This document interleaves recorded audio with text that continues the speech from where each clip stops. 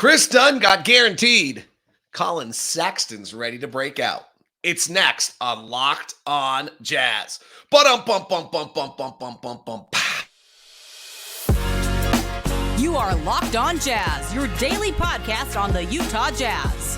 Part of the Locked On Podcast Network, your team every day. How are you? I am David Locke, radio voice of the Utah Jazz, Jazz NBA insider. This is Locked On Jazz. Today, Kris Dunn gets guaranteed. We'll revisit his story, his role now in this locker room, and how prominent he's become on this team, and what will his role evolve into in the season. Kris Dunn gets the headlines for it, but it's Collin Sexton that's ready to bust out under Will Hardy's system this year. We'll look at that, and then we'll run through the NBA because the first of major injury news has happened. Memphis' Steven Adams out for the year. What does that mean? The Clippers are just smart, despite some other things that maybe because of the injuries they haven't gotten credit for. I'll explain what I mean by that. And why am I the only one who thinks the Warriors are better than the Lakers? That's all coming up on today's edition of Locked On Jazz. I am David Locke, radio voice of the Utah Jazz, Jazz NBA insider.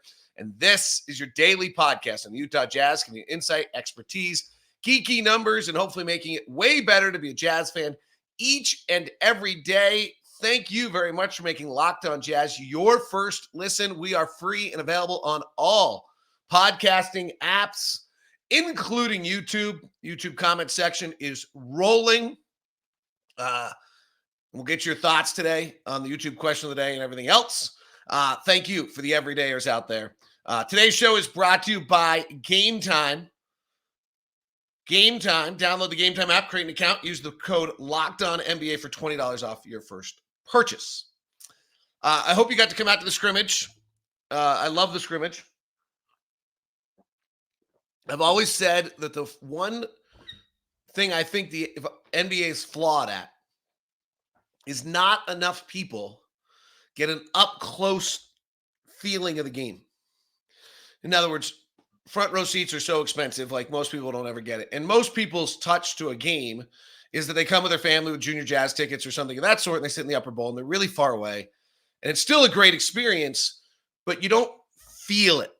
You don't feel it. And I can tell you this just from as a play-by-play announcer, the difference between when I call a game up close in LA, mid-range in Indiana, Utah, one of the really good sites, or one of our crap sites like Philadelphia, Washington, or Denver, where I'm in Fort Collins, and you just feel the game differently. You don't feel the little texture. And the thing I've always thought the NBA, if there was ever a way it could get more fans to be able to touch the close action and just see the size and the strength and the power and the speed and the facial reactions and the contact and the physicality of the game, you'd build more fans if you got that experience.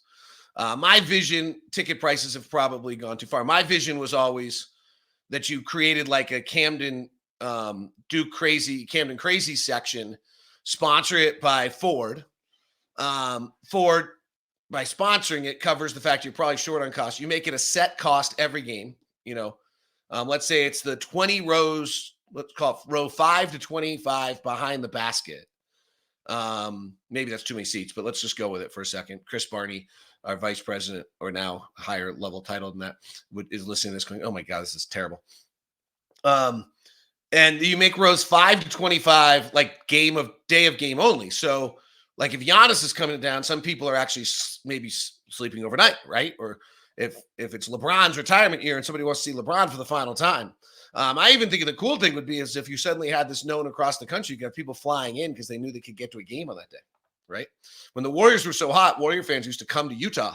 It's not exactly what we want because it would be other people rooting, but just create a little buzz. And then I also think that'd be great for the NBA because it would create a little bit of an energy in the lower bowl that we don't have, right? Because lower bowl is particularly 10, 15 rows is corporate. And if, there's one eyesore in the NBA, it's that we've all built these incredible suites and incredible food places in the first 5 minutes of the third quarter. If I was a road team, I would totally look at the first 5 minutes of the third quarter every night because of the fact that there's just nobody's back from their, and I don't blame them. I wouldn't be back either the way what these teams have built for everyone. So anyway, that was just an aside. I didn't have that. I got all the notes here for the show and everything like that. I don't have that one thing in my notes, but that's just an aside. But it's why I love the scrimmage because it gives people who don't regularly get the access to go see the players up close, see their interactions, and see their size and they're building greater fans from it. At least that's my premise. All right. This is why they would never let me run an NBA team. All right. Kris Dunn got guaranteed, which is just awesome. It's not surprising at all. He's become such a big voice in the locker room, such a big voice of practice, such a big voice at shoot around. And you just hear him like he's just, hey, let's do it right the first time. Let's do it right the first time ever. Like he is the voice right now. Kind of the most prominent voice at the scrimmage. Nia was asking everybody who talks the most, who this, Kris Dunn, Katie. There's no question. And his evolution is one that I think gets the players' attention. I go back to last year. I think we might have been in Miami. I'd have to check. We were in a weight room. All weight rooms are the same. Not true, but it feels like it at this point. And Kris and I talked for a long time. A really wonderful conversation. He's delightful. And we were in Miami. So that was kind of his 10th game, his 9th game with us. And he just shared a few things to me. I just think one is his experience in Minnesota and Chicago got him to not love the game, right? He just got caught up in it. He lost his focus. He said yesterday in a press conference, sometimes you better ask for what you ask for early because God will give it to you even if you're not ready. He's kind of implying he might not have been ready, and he got a lot, like 5th pick of the draft, and he played 78 games in Minnesota. He shot 37% and 29% from 3, and then he went to Chicago for back-to-back games, back years, and started to find a groove, averaging 13 and 11 points, but got hit by injuries. And then really the rug was out from under him at that point. Like after 3 years in Chicago, he's just bouncing around trying to stay alive in the league. 4 games in 2021, 14 games in 21-22, a lot of G League time. And that's one of the more endearing things he talked about. He talked about 2 things to me in this conversation that I think are really interesting and reasons, fun to root for him. He said, hey, first thing is he found out who was on your side. And I think this is something that we don't talk about enough. And that is truly, while you're making millions and you're playing a game you love, it's a hard life. How Keontae makes a new friend is going to be, and how Taylor makes a new friend is going to be really interesting. Like I remember spending a lot of time with Gordon, who just it kind of admitted to me, other than anonymously gaming, and I'll tell the story with more detail some other time, I haven't made a lot of friends. Like you suddenly are making so much money, you're high profile, you can't figure out why anybody wants to be around you. I remember Donovan having the same experience. This is a really complicated time. This is when you're supposed to be making the most friends you possibly could make in your life from 20 to 25 years old. And suddenly you're in this spotlight and you're making millions and you're not sure what people's intentions are. And you start to fail. Well, then you really find out who's on your side, right? That's what Kris said. That was the when you're in the G League, the guy who's still calling, the buddy who's still checking in on you, he's on your side. They're not asking tickets to Sioux Falls, the game. And then the second one that Kris said is he got inspired by the love of the game of the guys he was with, the G League players, and their commitment. Like when you talk to Micah Potter, his desire and commitment and love to try to make this league and make it, and not any feeling of preordained, I'm in my spot I deserve to be and I deserve this. Exact opposite. That he really was moved by that. And that he said to me in Miami, I take them with me now. And I think you see that out of Kris. He referenced last night his upbringing as well. I'll try to find out more about that over time. His New London, Connecticut upbringing and some of the difficulties he had. Because a lot of our guys have had difficulties. That's actually not as true as it once was. Like the old story of the NBA player who makes the league from tough backgrounds and this is his way out. That kid's not making the league. It's too hard. I haven't done a demographic study on our league. I can just tell, I can feel it every day. It is just too hard to make our league, to make the NBA now. And so if you have all those hurdles in front of you along the way, I actually think you don't make the league. I actually think that's what happens now, is if you have those, whether it's socioeconomic or, food source or whatever hurdles, it's too hard. Kris's season's going to be really interesting, right? I think we've almost kind of broken this down to THT, Dunn, and George are your kind of pseudo that role, and Sexton and Clarkson are your other. And then Will's doing some really creative things with small lineups, playing Sexton and Clarkson together with an open floor for a few minutes. And what Dunn's role is this year, I think gets to be really interesting, and I think is going to depend largely on how that small lineup plays. If Dunn Sexton, George, Obaji, and Kessler can be an effective lineup, then I think we see a lot of Kris Dunn this year. If that lineup doesn't work, then it's going to be a question of, like, is Kris Dunn getting Taylor Horton-Tucker's minutes? Is Taylor Horton-Tucker holding to his minutes? Does Kris Dunn's game complement John Collins and Walker Kessler together, which I don't think it does. I think that lane gets pretty crowded for Kris at that point. Does Kris Dunn, does Keontae struggle? Real possibility. It's really hard. And does Kris Dunn pick up some of those minutes? So I think it's going to be really interesting to see that and see how Kris evolves. I think he's kind of there, right? THT struggles, he's there. Keontae struggles, he's there. Maybe he just plays so well he forces himself onto the floor. That's possible too. He's kind of done that already. One other thing I just want to point out is a similarity in comments from Kris Dunn and John Collins. We'll do that next, and why I think there's a real chance that Collin Sexton is about to break out. That's all coming up on today's, we're just getting started, and that's all coming up on today's edition of Locked on Jazz. Today's Monday edition of Locked on Jazz is brought to you by Murdoch Chevy, located in Woods Cross, also located in Logan. Murdoch Chevy, getting to the end of the year, the winter is coming. It's time. Is it time for one of those great Chevy trucks, the Silverado or the Colorado, or is it time for one of the great SUVs? The Equinox is the middle along with the Blazer, and the Suburban and the Tahoe. Those are staples. The Blazer and the Trailblazer look absolutely fabulous and are all part of the great Chevy lineup of SUVs to go with that incredible truck lineup so well. The 4 different Silverados along with the zippy and smaller Colorado. That's all at Murdoch Chevy, located in Woods Cross and in Logan. Feel free to email me first at dlock09@gmail.com if you're going to stop by, and we'll get you the VIP treatment that you deserve from Murdoch Chevy. Today's show is also brought to you by Game Time. Tickets, games, concerts, whatever it might be, Game Time is the app to use.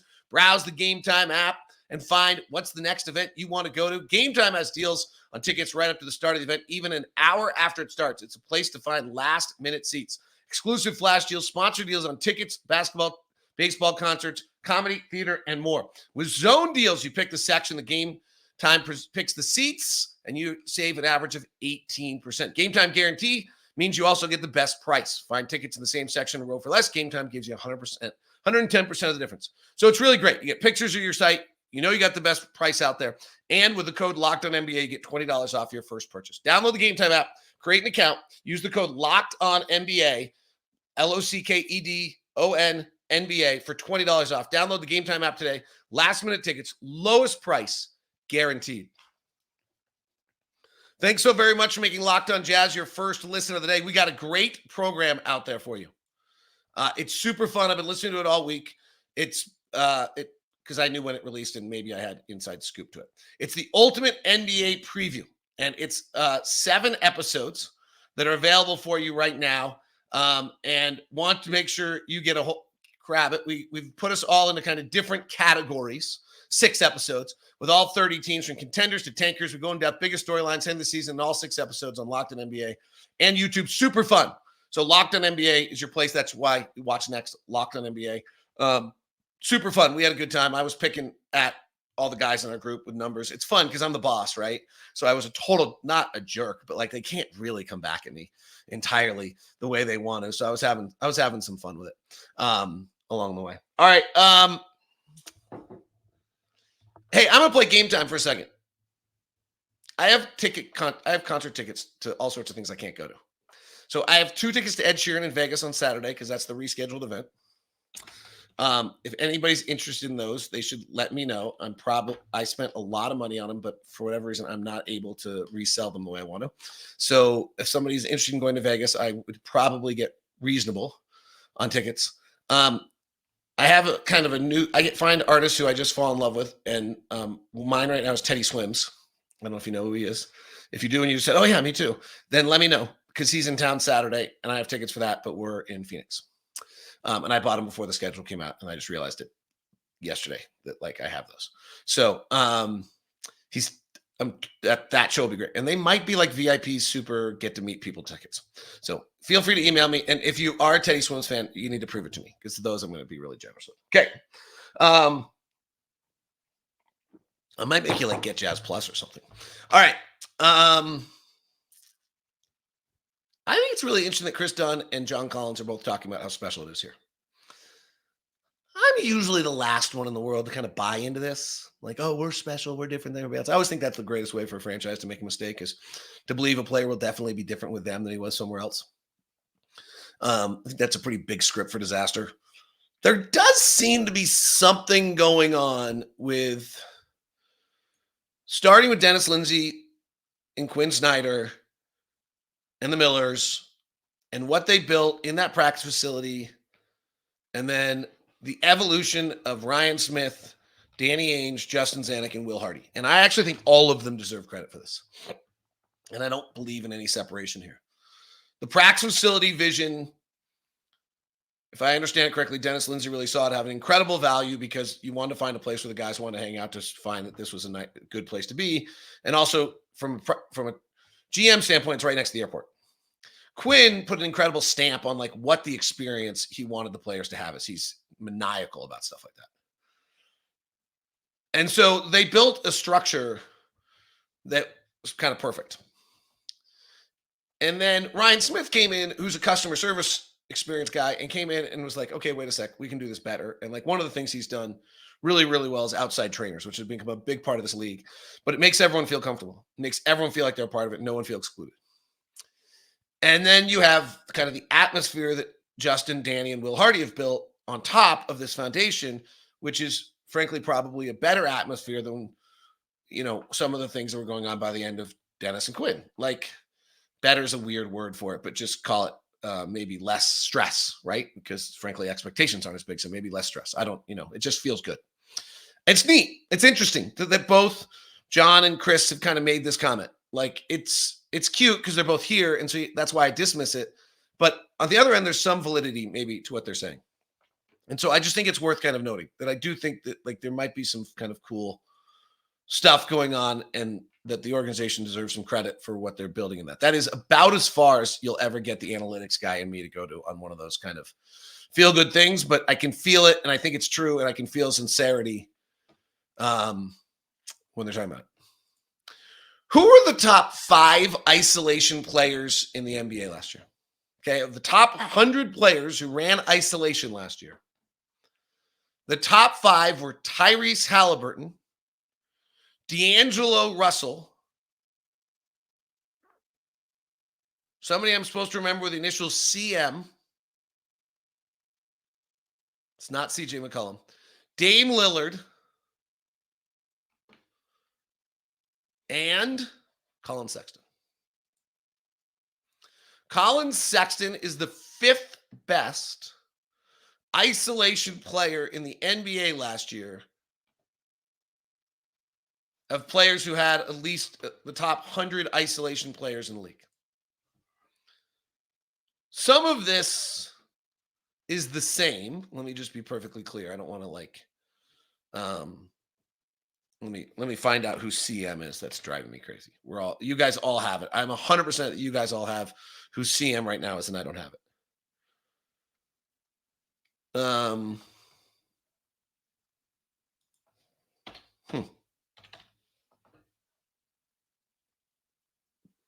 I still don't have it. Okay. If we go to drives, ball handler drives, the best in the NBA last year of guys that had Joel Embiid, Luka Doncic, Kevin Durant, Kyrie Irving, Nikola Jokic, Kris Dunn, Dame Lillard, Collin Sexton. Guys who had at least, what did I have that number at? 400 drives, I think. Took you to the top 111 guys in the NBA. It includes Jokic. I can drop Jokic if I wanted, but it's worth having him in there. Collin's the 7th best. Joel Embiid, Luka Doncic, Kevin Durant, Kyrie Irving, Nikola Jokic, Dame Lillard, Collin Sexton. Kris Dunn drops out when you have him in the top 100, and he's in a few because he only played 22 games. So put Dunn in there, just give him credit. Collin Sexton's the 7th best guy in the league. 6th best if you do top 100. I kept Jokic in there for that purpose. 6th best drive player in the NBA. When you look at isolations, play breaks down, you need somebody to go make a play. Like, he's really great.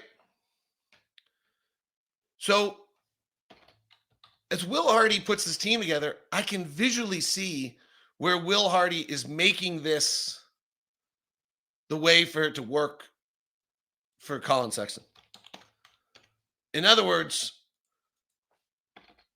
we can talk about Collin Sexton's deficiencies if you want to, if we want to do that. He's not a quick release 3-point shooter. I saw Dan Clayton, who's great, wrote a kind of a big thing in the, by the way, CM is Caleb Martin, and there's no way I was going to remember that. So I probably shouldn't change my notes. Best isolation players in the NBA last year with at least 140 isolations, and Collin barely sneaks in. So does Caleb Martin barely sneak in. They both have 142. Tyrese Halliburton, D'Angelo Russell, Caleb Martin, Dame Lillard, Collin Sexton. Followed by Emmanuel Quickley, Kyrie Irving, Lowry Markin, and Kawhi Leonard, DeMar DeRozan, Luka, Joel Embiid, Zion, Harrison Barnes, De'Aaron Fox. Will Hardy maximizes guys to their superpower. Collin Sexton tries to do everything right that he can. But when he gets into a decision-making mode at the top of the key as a point guard, he's zapped. It takes away all of the greatness. And sure, he's 6'1", and he's 190, and it'd be really nice if he could do that because that's what his body says he's supposed to do. That's not what his brain and his game says he can do. What his brain and his game says he can do is he's the 5th best isolation player and the 6th best drive player in the NBA last year. That's pretty big time. And so when you suddenly look at the fact that Collin played 24 minutes a night last year, and he's got to defend, and he's got to not make bad decisions. There's all sorts of things he has to do. But he didn't get less efficient last year. In fact, he did the opposite. He went from being like a 47% shooter to a 51% shooter. His three-point shooting, which he took a few less of. So I'm not big on his three-point shooting. What I was saying is Dan Clayton wrote a nice story about how good his three-point shooting is. He just takes so few attempts, it doesn't move me. But he makes them, which is great. And it means that you have to come out on him, and then he blows by you. But if you look at Sexton's per 36 minute numbers in the last 4 years, 23 points, 25 minutes, 20 points, 22 points. Like, I don't think he's getting 36, but I think Collin's averaging 18 points a game this year. Like, I think Collin could very easily be our 3rd leading scorer, if not our 2nd leading scorer. Like, I think JC's our 2nd leading scorer and Lowry, but I think our 3rd leading scorer is Collin Sexton this year. And the way, if you look at the lineups Will Hardy's using with, he's almost never on the floor with 2 bigs. His first substitution, he comes in, Walker comes out. Now he's playing with Kelly. It's 5 out. He's playing with Jordan. They're just driving the crap out of it with John Collins, Kelly Olynyk, and Lowry Markin on the floor. The next lineup he's on the floor with is Walker as the center with Kris Dunn, Collin Sexton, Keontae George, and Ochai Agbaji.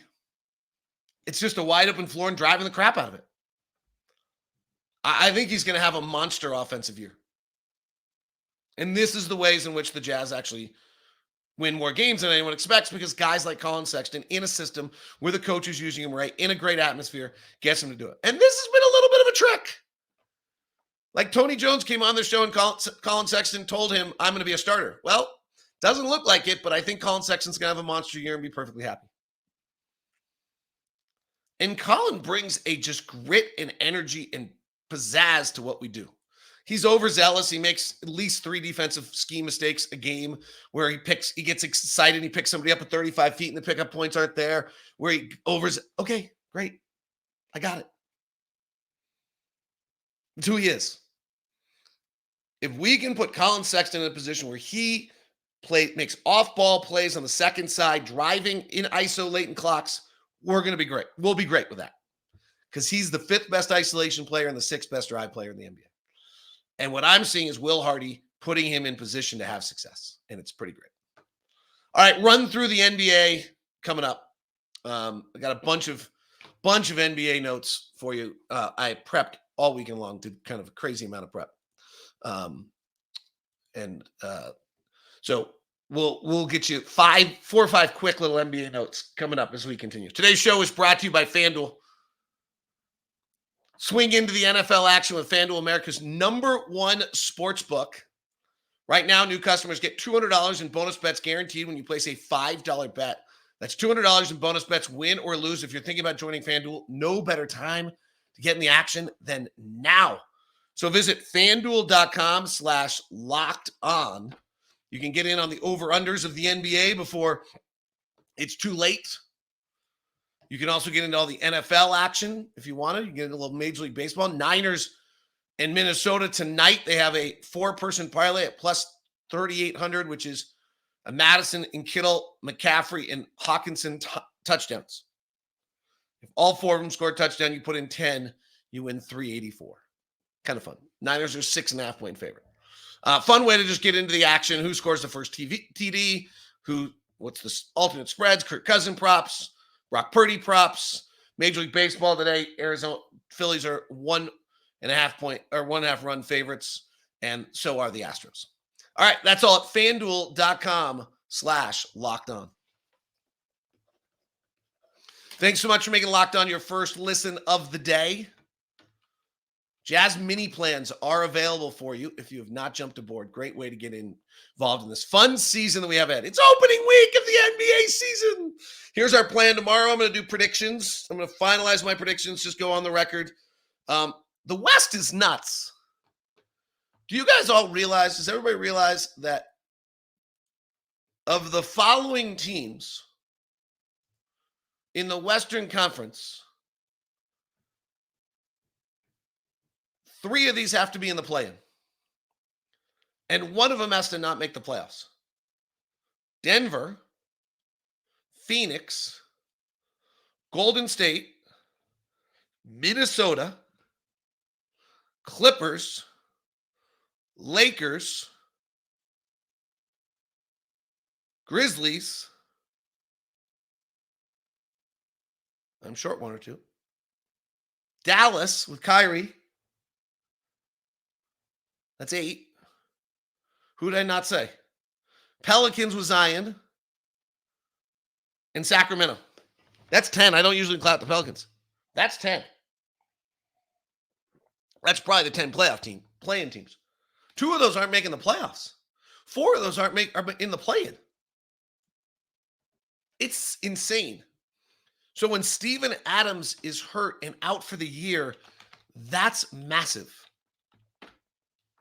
So Steven Adams undergoes season-ending surgery. Memphis with Steven Adams on the floor last year was plus 10.4 in the 90th percentile offensively and the 92nd percentile defensively. They're also without Brendan Clark for the season. At some point, missing both those players is too much.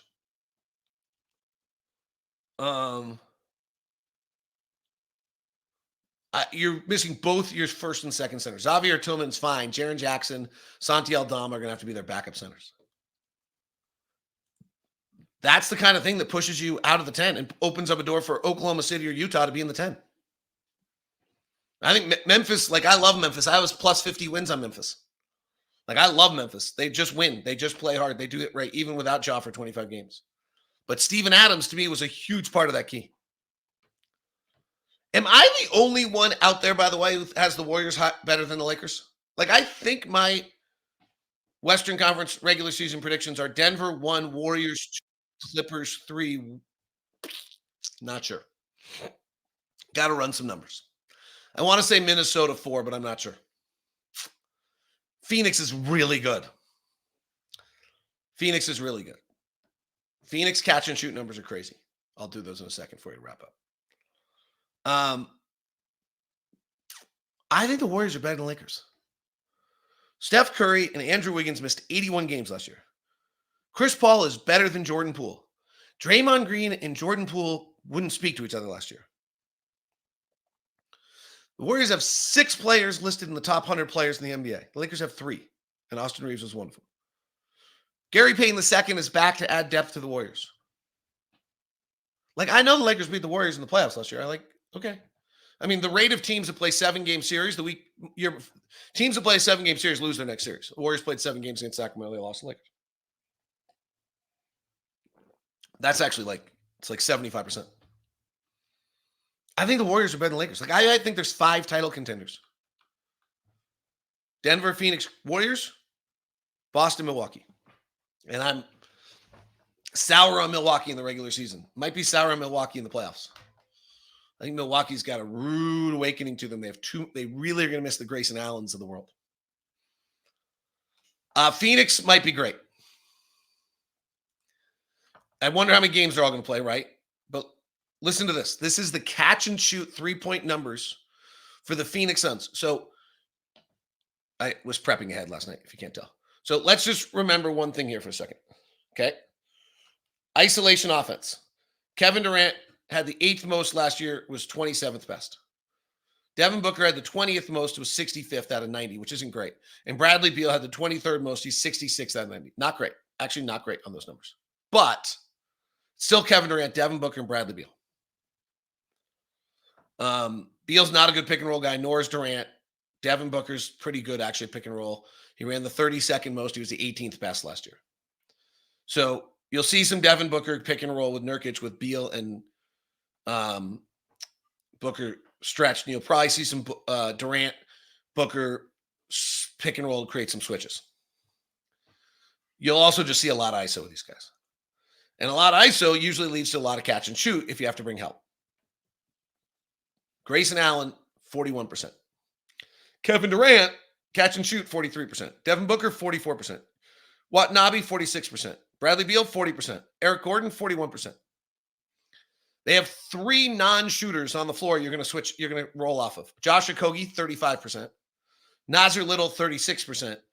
And Yusuf Nurkic, 36%. It's pretty damn good, right?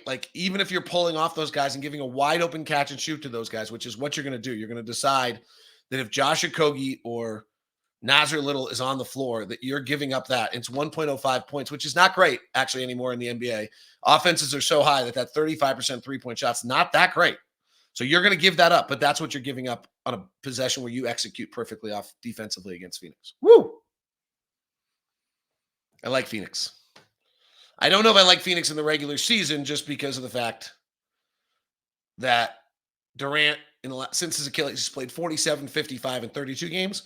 And Bradley Beal's played 57, 60, 40, and 50. And they're so weak on depth that when they suddenly are missing one of those 3 guys, which I think they're going to be for over half their games, I don't know what they got. Because then you're playing Nasir Little and Josh Okogie. And then that's a problem. They also have a 90% usage rate between those 3 players, so I'm not quite sure what happened. All right. In Frank Vogel's offensive ranks, 7 of his 11 years as a head coach, he's been 22nd or worse. I don't think you can screw up this offense, but maybe. Now, 7 of his 11 defenses have been top 10. Okay. Final note, just random stuff. Phoenix released Keon Johnson yesterday. This, to me, is why the Clippers are really good. So I really liked Keon Johnson out of Tennessee. I thought he had some offensive skills. He might be all right. He was 6'5". I thought he was a modern-sized guard. I thought he might be able to do it. I kind of liked him. As a late first-round draft pick, he was 18 years old, and he only played a little in Tennessee. He didn't shoot the 3 very well at 27%, and his free throw shooting was 70%. So that was a big, huge red flag that I ignored because I liked some other parts. And he had kind of a mid-range game that I thought could evolve. And he has not clicked in at the NBA. He shot 36% in kind of 2 years in the NBA, and Phoenix just cut him. So he's like going to have to take the path of, I don't know what. He's in trouble. For his NBA career is teetering right now. What I think is impressive is the Clippers traded him after 15 games. One of the things I think is most important in this league is you admit your own mistakes and know your own talent. In 15 games in his NBA season, he was shooting 33%, 27% from 3, and he was 19 years old, and you could still be selling your 21st pick all you want. And the Clippers wanted Norman Powell and Robert Covington, and they traded him as a significant piece of a package with Eric Bledsoe, Justin Winslow to the Portland Trailblazers in his first year as a 21st pick when he still had all of his value. And Portland got him and was like, oh, And Portland played him for 22 games that season and 40 games last year, and then they just moved him to Phoenix, and Phoenix cut him. The draft is hard. You make mistakes. But the key thing to me is when you know something internally for whatever reason, you've seen him play, you see he doesn't have pop, maybe he's not a good decision maker, maybe he's not good off the court. I'm not saying any of those things about Keon, but just the concept. And you cut the cord right away when a player has value. That's really good asset management. And the Clippers knew, and that's really smart. That is Locked On Jazz today. Tomorrow I'll do predictions. We'll look at the whole East and West. And then I do have a little knee surgery tomorrow. So we'll see on that. And then Wednesday, hopefully I'll have the show out for the opener. Just trying to get to the game. Have a great one. Talk to you guys soon. Thanks so much for tuning in to Locked On Jazz.